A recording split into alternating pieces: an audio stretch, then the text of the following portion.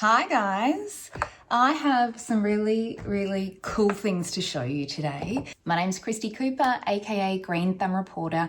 I'm excited to show you what I've got growing today, in particular what's growing inside, which seeds are starting to germinate at the moment. And then I want to tell you some really important things about what you need to be starting to think about right now if you're in Melbourne or anywhere with a similar climate. It's really starting to get cold finally, but it's time to start thinking about summer veggies already. The first thing I wanted to mention was thank you so much to the extraordinary response that I received to my last video where I asked for help to decide which seedling plug tray was going to be the best size for home growers. And the overwhelming answer was this size. So I've had these seed raising kits available online for a good few weeks now. This is the standard tray that they've been coming with up until this point. But I really wanted to know, do people actually need 72 seedlings to be growing at a time, or is that just an impractical size? So I offered a giveaway promising that 2 people would be gifted a full seed raising kit with a tray of each size for helping me out. So I'm going to announce the winners today. I've also got some more freebies to give away. So first, before I post this video, I'm going to send those who've won an email. The 2 winners of the full seed raising kits plus all of the tray sizes are Kim and Marcia. So those winners are going to be the last people ever to get a standard seed raising kit that includes this full tray. Because as a result of what you guys have told me, I'm actually going to swap out my main seed raising kit to include 2 of these. So it's going to make it a lot easier for people to succession plant. And then if you've got a smaller size that you want to use, you can actually get that separately and use it as well. Now, the reason I'm not going to make all of my seed raising kits with the most popular size, which is the 4x3, is because that's just too much work and I'd have to make them too expensive. So I'm packaging up those boxes today. There's the full tray that's going in there. There's one of these half trays, which can be swapped out as well. There's one of this size that's going in there. There is also this size, which is going to be going in there too, plus a seed raising mix, 2 of these, a bigger one and a small one. It's a combination of cocoa coir, vermiculite, perlite, and worm castings. And they're perfect for these seedling plugs. Also, a little bottle of plant food, because if you're like me and your plants get pretty big and are ready to be transplanted into a bigger pot, so they've got some nutrients, but you don't always get there when you need to, adding some liquid nutrients is a really great way of just giving them the food that they need before you can get them out into the garden or into a bigger container with some compost or something in there. I've also had these restocked. So these were really popular when I first got some. I sold out of them really quickly. These are not made locally. They're not made out of recycled plastic, but they're really strong and sturdy, and they do enable you to turn any water bottle, have I got one, into a little mini watering can. Let me show you. So I've been using these forever. If you've been following my channel, you'll be familiar with them. It's just a really nice way of dispersing the water evenly so that it doesn't go everywhere. And now that I've restocked, these are going to be included in the kits, now that I've actually got some to include. So let me show you how this modular system works. Again, this is the original big tray, and I will make these available to buy separately if anyone really wants them, if you are a larger scale grower. But I think the average Joe growing at home isn't going to need one that size. So that isn't going to be the standard anymore. It's going to be 2 of this size. And the reason that is, I think, a much better option is because you can have the full 72 growing at once, or comes with these. I'm going to pop my thing down for a minute. So you can grow seedlings in here. Then when they're ready to pot up and transplant, you can move them over onto this side into your bigger pots or outside or whatever you want, and then you can succession plant. Alternatively, if you would prefer something even narrower, Again, these are already up online that you can get separately. And this perfectly modular system. I love that. Same goes for our new product that you guys helped me pick. So if you only have this one in there, for example, let me remember how this works. Hope this fits, we'll see.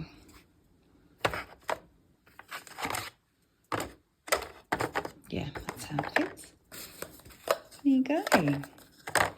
So you can succession plant your seedlings in here, and as they get bigger, move them out here, and then again when they're ready for the garden, you can get your next lot of seeds going in there.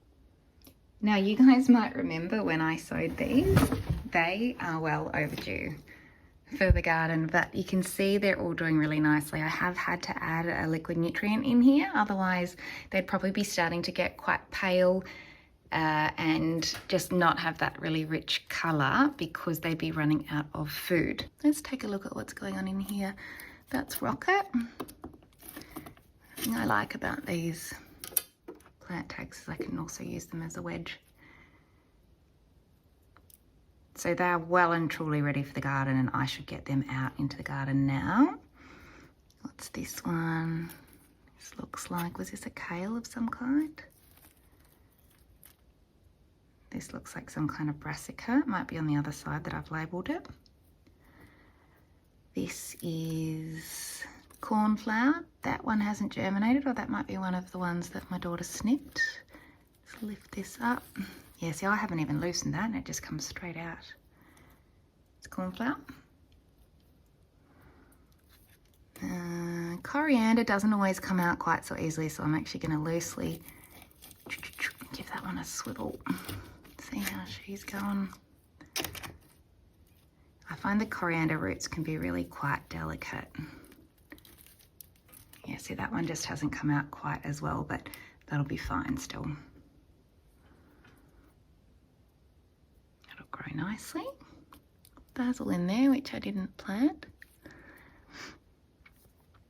So these are all well and truly ready for planting outside, which I'll do today. Taking a look at these, which were sown not too long after, you can see lettuces through here. Let's see what that root system's doing.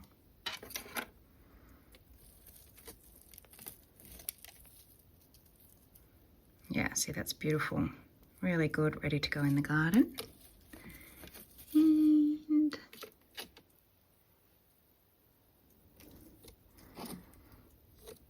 this is a dill here.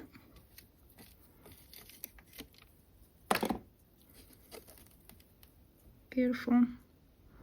Could stay for a bit longer or could go out in the garden. And these are a spinach here. These are some of my newest babies in here. And you can see I've already started using the new 4x3s, which you guys picked as being the winners. Little tiny babies in there. This is wild thyme. Look how tiny those seedlings are. These are paper daisies, and this is super exciting. So you'll see that says END. No, it's not endive. That stands for endangered. And if you turn it around, that's yellow everlasting daisies. And this is actually an endangered plant species. And how cool is that? They're growing. And these are really easy to save seeds from. So if I can get these to adulthood, I can kind of help save an endangered plant species. Isn't that cool? Now this is another really interesting one in here. You guys might remember I told you I was trialing some new lights. I wanted to see if they were just as good as the lights I've been using up until now. And I want to show you this because these are billy buttons that I sowed at exactly the same time as these ones. So I just needed 2 hands to put them in there. But these are the billy buttons that have been growing in my mainstream light that I've been using for a while. And these are the billy buttons that I had growing in a new light, and I wanted to test if it was as good. I don't know if it's as obvious to you as it is to me, but the billy buttons growing with the new light, they are significantly smaller and less developed than the other tray, which were growing in this light that I've been using for a long time that I knew as being really good. So this is just a little, I guess, a reminder for everyone.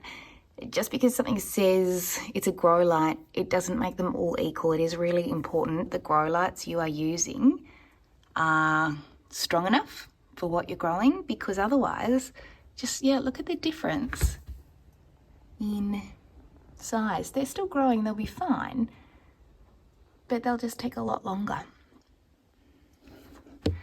At the back here, they're my kangaroo paw sprouting through, which I'm really excited about. And these haven't sprouted yet.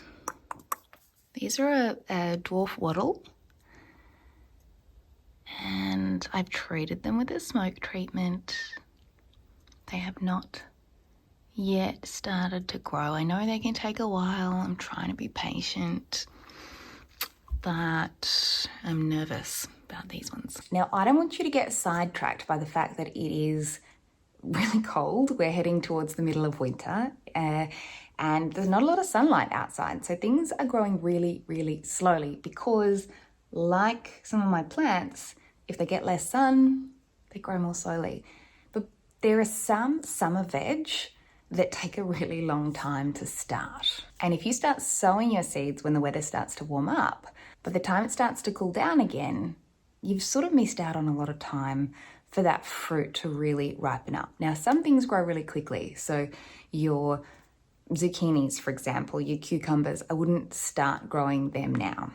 Your tomatoes, I know some people are starting their tomatoes already in the side or in a greenhouse. Go for your life, why not? I'm not starting my tomatoes just yet, but I am going to start things like chilies and capsicums because they can take a really long time to get started. Now, it is going to be too cold for them outside. So this will only work if you've got a growing space inside, and that means it's got to have plenty of direct sunlight, so at least 6 hours of direct sunlight or an indoor grow light. Alternatively, it's really easy to create a system outside that is going to be warm enough by using a little greenhouse, even if it's just a temporary one, or putting a plastic container over your seedlings. Anything like that can make a big difference. Now, that being said, it won't be too long before you can start sowing all of your summer veg. So anything that you think of being a summer food or a summer fruit, those are the type of seeds that if you don't have, you should be start trying to source around about now. So if you've ever wanted to grow watermelon takes a really long time. I would get that started as early as possible. If you've got a particular type of tomato that you want to source, there is a type of tomato that I love called golden gold something.